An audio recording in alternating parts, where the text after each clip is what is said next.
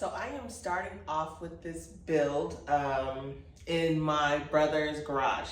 So I'm currently, as most of you know, in an apartment, so I'm not breaking this fridge down in my apartment, nor am I breaking it down in my new house because I do not move in for another month or so. So I'm gonna go ahead and do this modification here, and then when it's time to move in my house, I'll hire some movers to lug this thing into the new house. So, this is a really, really big fridge. It's super heavy. I have done modifications like this in the past, but with very smaller, much smaller fridges. So first thing that I'm gonna do is I'm gonna remove the compressor and the fan that is right here. You can't really see it right now because of the angle of the camera, but it's sitting right here in the back. It should be pretty simple to do. So I'm gonna start with that, and then I'll move on to the next step. And I'm just gonna walk you guys through what I'm doing as I'm doing it.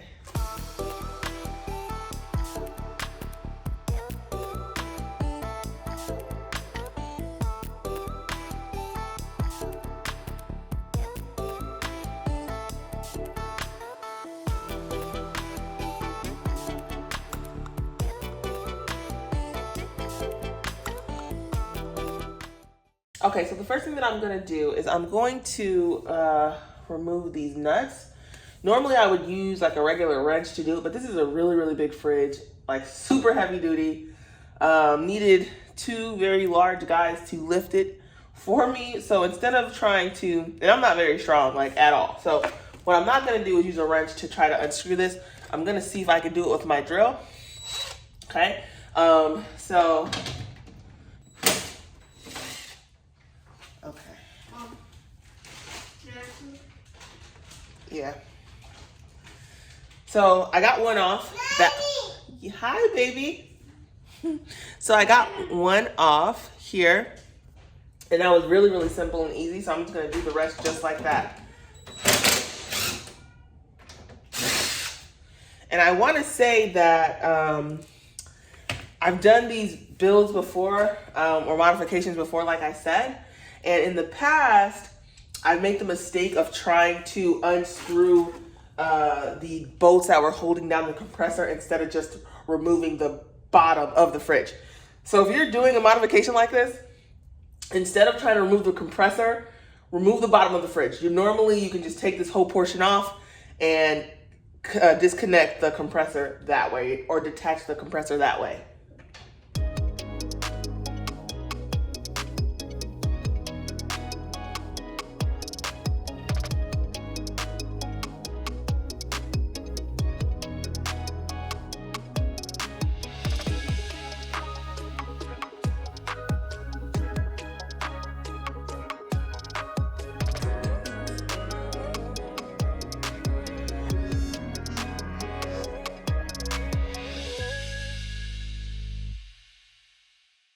Okay, so I've successfully removed the back or bottom from the fridge, but it's still connected via some wiring and some pipes.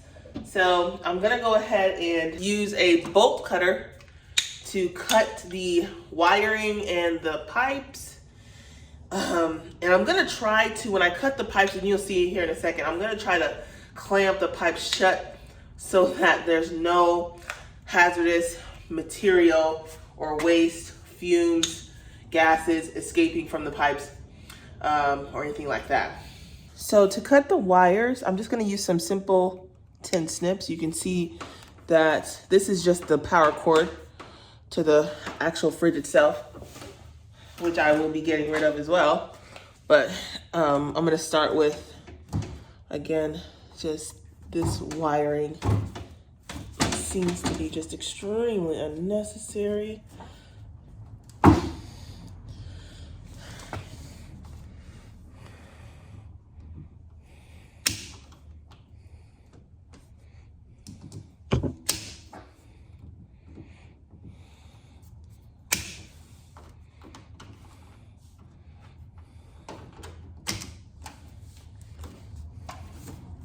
There, simple and easy. Okay, so the fan and the compressor are officially removed. I got them taken out, and I needed some help from my brother because I wasn't strong enough to cut some of the piping. And so we got that taken care of, and the compressor and fan are now sitting in his driveway. Before I move on to the next step, which is pretty much like cleaning out the fridge and installing the heat tape and everything, I do want to say that if you're doing this and you have a large, especially a large fridge like this, and you remove a compressor, you want to make sure that you dispose of it properly. It is considered hazardous toxic waste, so you can contact your city's local landfill or some type of hazardous waste facility, public works department of your city, but you just want to make sure that you are asking those people that you're calling how to properly dispose of something like that. So don't just throw it in the dumpster, because it is dangerous. It's releasing toxic chemicals into the air, depleting the ozone, etc., etc. Just make sure you dispose of it properly if you are doing this.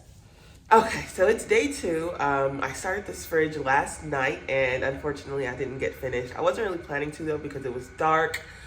And I was pretty tired last night, but I wish I would have finished it just because it was pretty warm in Indy yesterday. I think it was like 62 degrees. And given that it's the middle of November, that's pretty warm. So being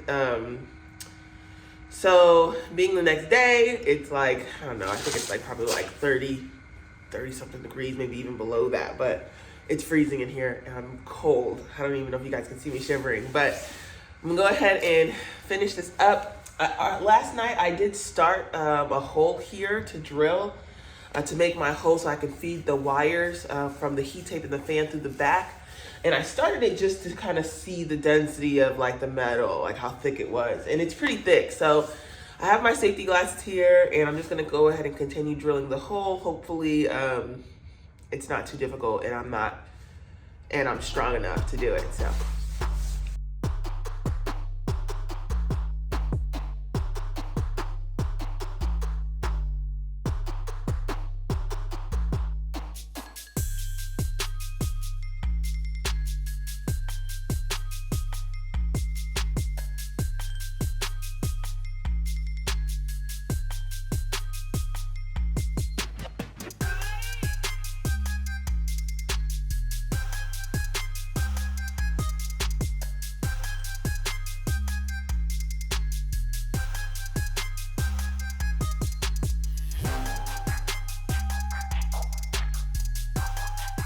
Okay, so I'm done drilling my hole. I'm not gonna lie, it was not that easy. This metal was really, really thick, and it did take some force to do it, and I didn't have my brother here to help me, so I did it myself, but I was successful. The hole goes all the way through completely. I did use a 1-inch spade bit to drill the hole, and I've already checked, and the cords that I'm gonna be feeding through fit perfectly fine with just a little bit of wiggle to it. I'm gonna go ahead and move on to the next step. That's gonna be me cleaning the inside and the outside of the fridge. I'll show a little bit of that. I'm gonna use some 409 or some bleach or whatever my brother has here that'll be a suitable cleaning agent for the fridge. That'll get it nice and sanitized.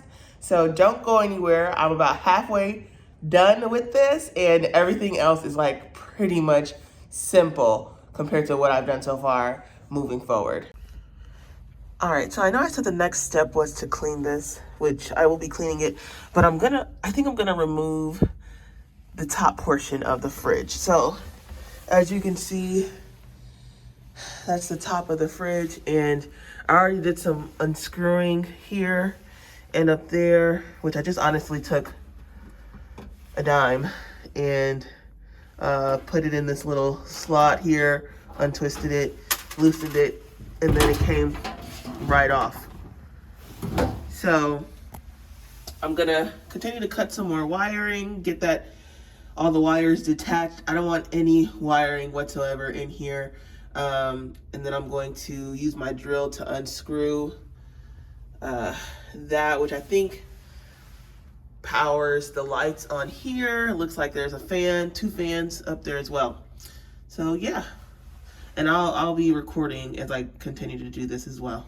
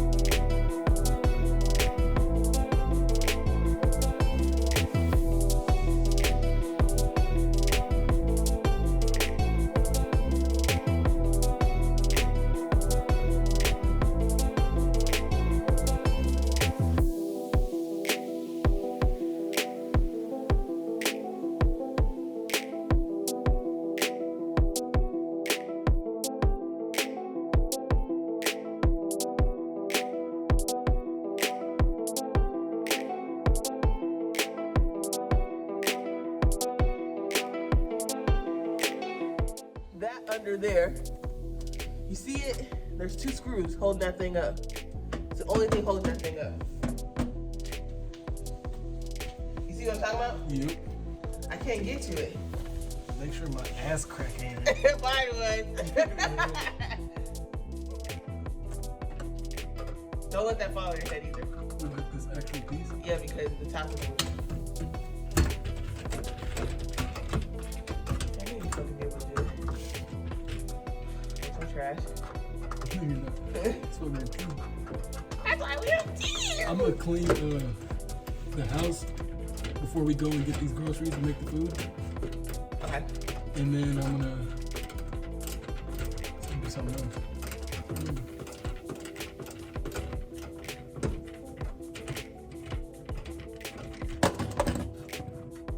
Got him. That's a one. This damn fridge looks completely different. What's different? Don't it look completely different? Yeah. I moved that. Already. It's crazy.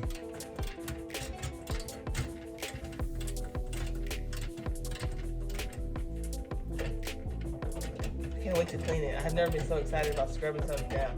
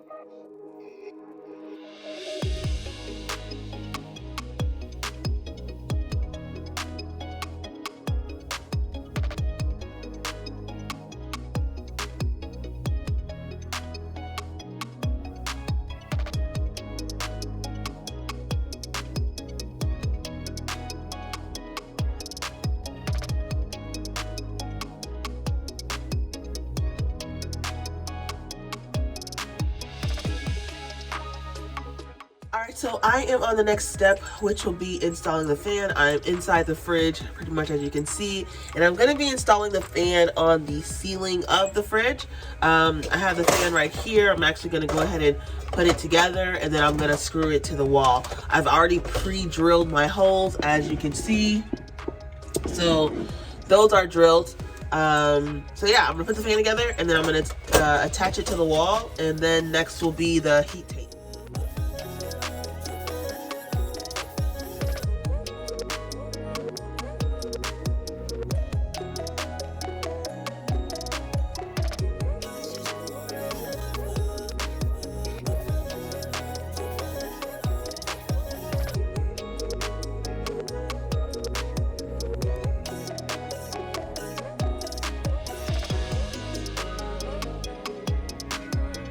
All right, so the fan is installed successfully.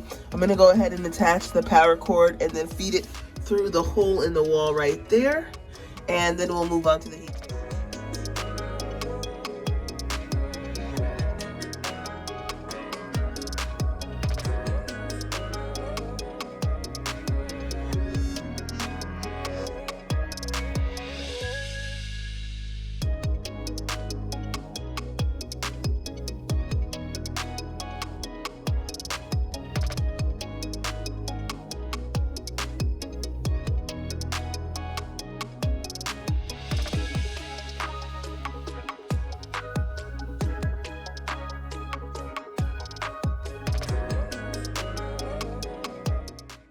So here's the completed project. I have finished installing the heat tape, and I have the fan up here right on the ceiling.